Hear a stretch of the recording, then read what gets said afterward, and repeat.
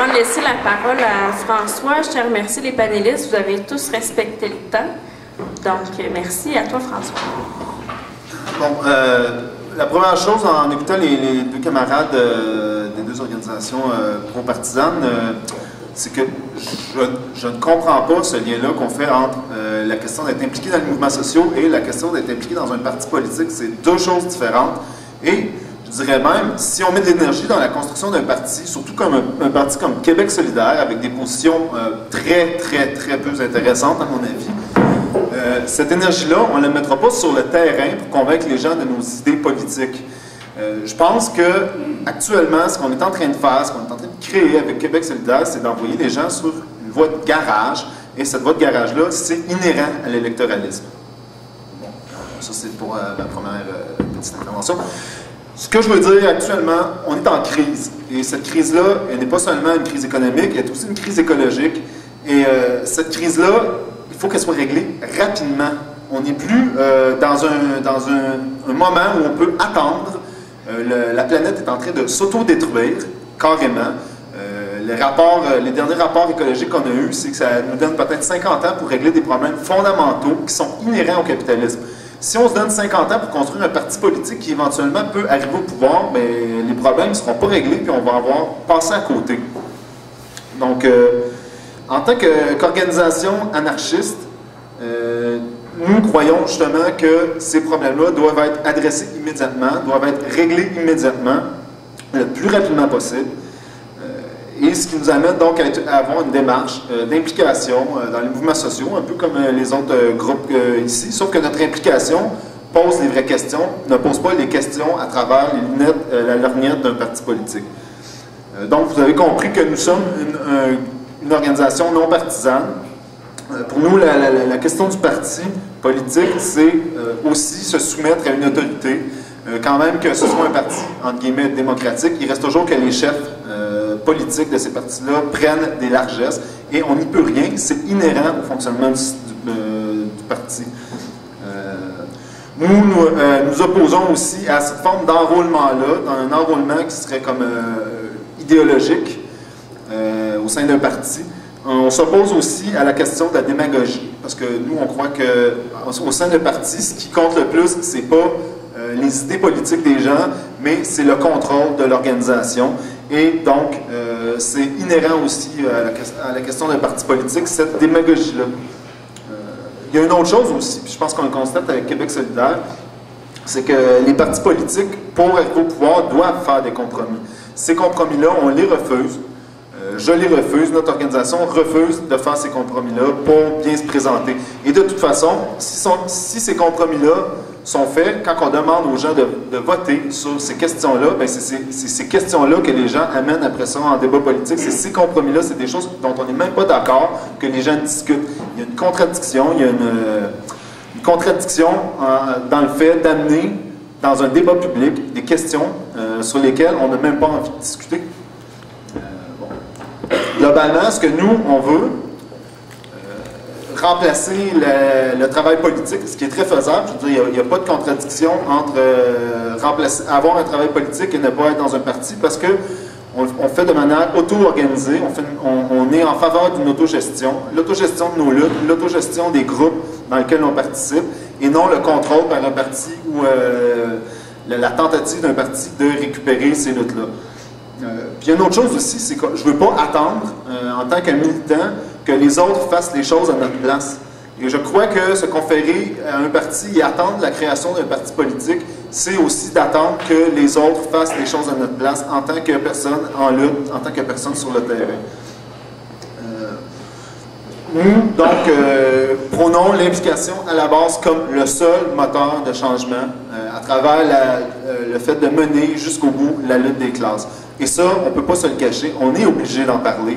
On est obligé de mettre ça à l'avant-plan. Si la question de la lutte des classes n'est pas mise à l'avant-plan dans notre démarche, mais on ne pourra pas la mener. Il y a une contradiction en penser mener la lutte des classes puis ne pas en parler. Je pense que c'est la contradiction principale actuellement avec Québec solidaire. Bon, ceci étant dit, les raisons pour lesquelles je ne vote pas n'ont pas nécessairement juste à voir avec Québec solidaire. Ils ont à voir aussi parce que nous avons des principes politiques. Oui, peut-être qu'en tant qu'anarchistes, nous sommes purs dans nos principes et nous refusons de faire un compromis dans nos principes, mais quand même, personnellement, et je pense qu'en tant que militant, on refuse d'être dirigé.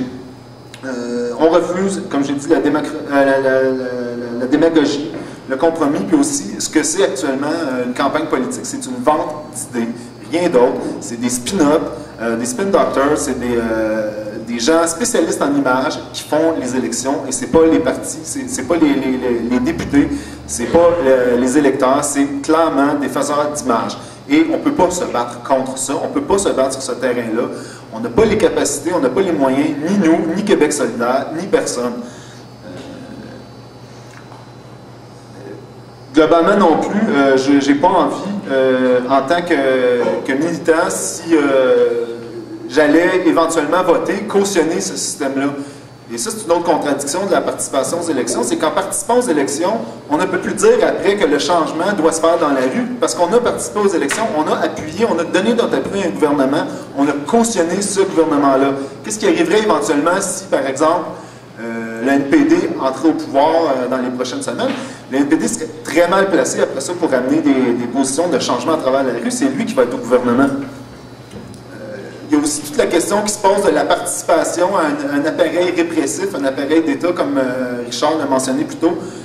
La répression n'arrêtera pas avec la venue de Québec solidaire au pouvoir. Québec solidaire n'a aucune envie, d'après moi, de régler ces problèmes-là à la base. Bon. Sur toutes ces questions-là, donc, je crois aussi qu'il y a une question qui n'a pas été abordée par nos camarades pro-électorales, c'est que la participation au sein d'un parti politique, c'est une participation interclassiste. Québec solidaire n'est pas un parti de classe. Je ne comprends pas pourquoi des gens qui sont communistes, révolutionnaires, acceptent d'être dans un mouvement interclassiste.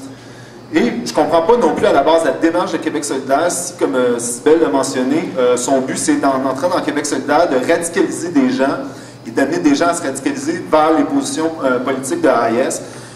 Pourquoi ils n'ont pas fait cette démarche-là dans le PQ? C'est beaucoup plus logique. Le PQ a des chances de rentrer au pouvoir et le PQ a aussi une gauche qui se bat actuellement. Cette démarche-là, je la comprends pas. J'espère que quelqu'un va me l'expliquer un jour. Québec solidaire est un parti minoritaire, et un parti qui n'a pas de chance d'entrer au pouvoir dans les prochaines années. Donc, je pense que globalement, si vous donniez des efforts à la construction de mouvements sociaux, vous auriez plus d'impact. D'ailleurs, c'est un peu intéressant comme quand on a parlé que Cybèle a encore ramené la question de la semaine de 8 heures, je rappellerai que les anarchistes sont en arrière aussi des mobilisations qui ont amené la fête du 1er mai. Donc, c'est pas vrai qu'en tant que libertaire, on n'a aucun impact social. Et ces revendications-là sur la journée de 8 heures. Donc, les anarchistes sont impliqués dans les mouvements sociaux. Ils l'ont toujours été, ils vont continuer à l'être. Bon, ce qu'on propose, pour revenir là-dessus, je vais essayer de conclure là-dessus. Oui, il te reste une minute. Globalement, ce qu'on propose, nous, actuellement, parce qu'on est un groupe qui est en construction, un mouvement qui est en construction, mais ce qui est intéressant, c'est aussi un mouvement qui grandit. On propose une action locale, une action collective. On propose aussi d'être capable d'amener des nouvelles expériences de lutte. Comme j'ai dit, l'implication à la base et surtout essayer de radicaliser les mouvements sociaux au lieu d'essayer de les contrôler comme actuellement les partis politiques font. J'ai de l'expérience dans le mouvement étudiant beaucoup, je suis content qu'on en ait parlé. Et puis ce que j'ai vu dans le mouvement étudiant, c'était toujours ce cul-de-sac-là. Le Parti québécois essayait de contrôler le mouvement étudiant depuis des années, comme le Parti québécois essayait de contrôler le mouvement syndical. Et à chaque fois qu'on essayait d'amener des mobilisations, on se faisait répondre par ces gens-là qu'il fallait changer le gouvernement, c'était la solution. Et je ne vois pas pourquoi Québec solidaire va arriver avec une conclusion différente. Quand on va amener des propositions de mobilisation, on va aussi se faire dire par Québec solidaire qu'il faut changer le gouvernement et non changer le système. Puis globalement, ben, c'est ça. Donc, je pense que...